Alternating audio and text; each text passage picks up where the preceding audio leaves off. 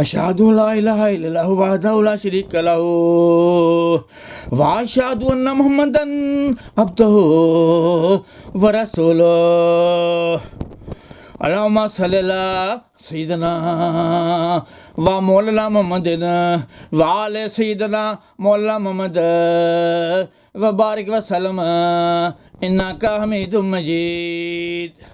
اما بعد فاعوذ باللہ السمیع العلیم من الشیطان الرجیم بسم اللہ الرحمن الرحیم۔ جناب وزیر اعظم صاحب پاکستان اور میری عزیز احبابوں، روف نیٹ ورک کی جانب سے اداب عرض ہے۔ جس طرح چرچ کے رویے نے یورپ کے فلاسفرز کو اس بات پر مجبور کر دیا تھا کہ وہ سرے سے ہی خدا تعالیٰ کی ہستی کا انکار کر دیں، بالکل اسی طرح نام نہاد ملاؤں نے قرآن پاک کی آیات کا غلط مفہوم بیان کر کے پاکستانی اویس اقبال صاحب کو اس بات پر مجبور کر دیے کہ وہ خدا تعالیٰ کا انکار کر دیں، اور وہ دہریہ بن کر دہریت کا پرچار کر رہے ہیں۔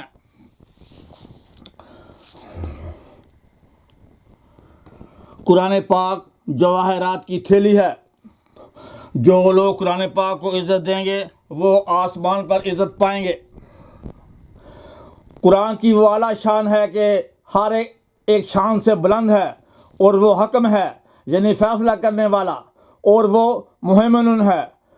یعنی تمام ہدایتوں کا مجموعہ ہے۔ اس نے تمام دلیلیں جمع کر دی ہیں اور دشمنوں کی جمعیت کو تتر بتر کر دیا ہے، اور وہ ایسی کتاب ہے کہ اس میں ہر چیز کی تفصیل ہے، اور اس میں آئندہ اور گزشتہ کی خبریں موجود ہیں، اور باطل کو اس کی طرف راہ نہیں، نہ آگے سے نہ پیچھے سے، اور وہ خدا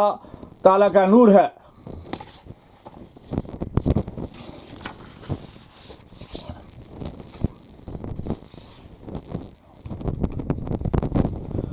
جاننا چاہیے کہ کھلا اعجاز قرآن شریف کا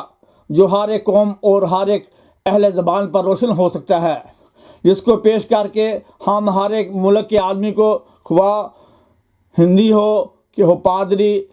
پارسی یا یورپین یا امریکن یا کسی اور ملک کا ہو،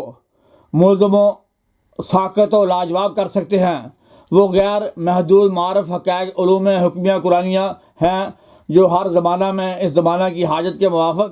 کھلتے چلے جاتے ہیں، اور ہر ایک زمانہ کے خیالات کو مقابلہ کرنے کے لیے مسلح سپاہیوں کی طرح کھڑے ہیں۔ اگر قرآن شریف اپنے حقائق اور فائق کے لحاظ سے ایک محدود چیز ہوتی تو ہر گیز وہ معجزہ تامہ نہیں ٹھہر سکتا تھا۔ قرآن شریف ایسا معجزہ ہے کہ وہ نہ اول مثل ہوا اور نہ آخر کبھی ہوگا۔ اس کے فیوز و برکات کا در ہمیشہ جاری ہے، اور وہ ہر زمانہ میں اس طرح نمایاں اور درخشاں ہے جیسا کہ حضرت صلی اللہ علیہ وسلم کے وقت تھا۔ علاوہ اس کے یہ بھی یاد رکھنا چاہیے کہ ہر شخص کا کلام اس کی ہمت کے موافق ہوتا ہے۔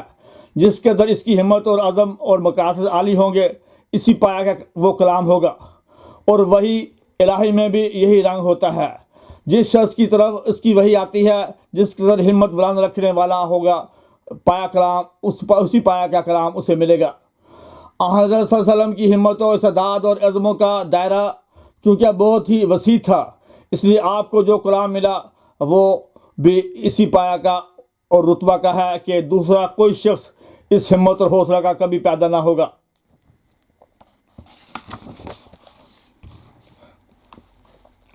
ہم سچ کہتے ہیں کہ سچ کہنے سے کسی حالت میں رک نہیں سکتے کہ اگر حضرت صلی اللہ علیہ وسلم آئے نہ ہوتے اور قرآن شریف جس کی تاثیریں ہمارے ائمہ اور اکابر قدیم سے دیکھتے آئے اور آج ہم دیکھ رہے ہیں نازل نہ ہوا ہوتا تو ہمارے لیے یہ امر بڑا ہی مشکل ہوتا کہ جو کچھ ہم فقط بائبل کے دیکھنے سے یقینی طور پر شناخت کر سکتے ہیں کہ حضرت موسیٰ اور حضرت مسیح اور دوسرے گزشتہ نبی فی الحقیقت اس پاک اور مقدس جماعت میں سے ہیں جن کو خدا اپنے لطف خاص سے اپنی رسالت کے لیے چن لیا ہے۔ یہ ہم کو فرقان مجید کا احسان ماننا چاہیے جس نے اپنی روشنی اور ہر زمانہ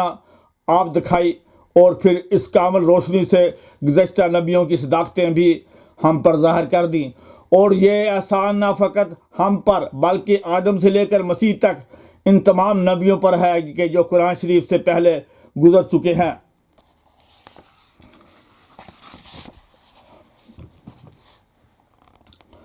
آج روئے زمین پر سب الہامی کتابوں میں سے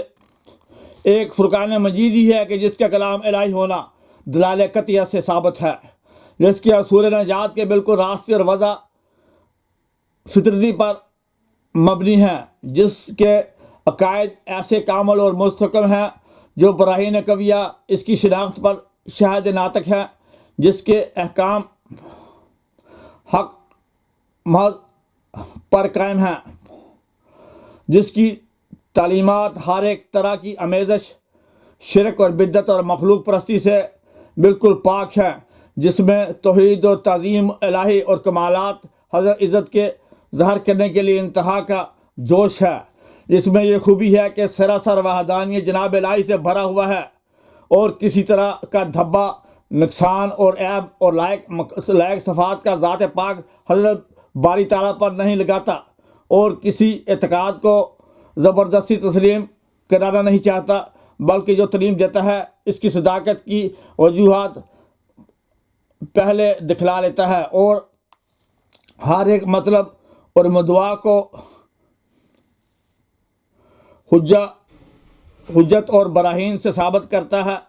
اور ہر ایک اصول کو حقیقت پر دلائل واضح بیان کر کے مرتبہ یقین کامل اور معرفت تامہ تک پہنچاتا ہے، اور جو خرابیاں اور ناپاکیاں اور خلل اور فساد لوگوں کے عقائد اور اعمال اور اقوال اور افعال میں پڑے ہوئے ہیں، ان تمام مفاسد کو روشن براہین سے دور کرتا ہے، اور وہ تمام آداب سکھاتا ہے کہ جس کا جاننا انسان کو انسان بننے کے لیے نہایت ضروری ہے، اور ہر ایک فساد کو اس دور سے مدافعت کرتا ہے کہ جس دور سے وہ آج کل پھیلا ہوا ہے۔ اس کی تعلیم نہایت مستقیم اور قوی اور سلیم ہے، گویا احکام قدرتی کا ایک آئینہ ہے اور قانون فطرت کی ایک عکسی تصویر ہے، اور بینائی دل اور بصیرت قلبی کے لیے ایک آفتاب چشم افروز ہے۔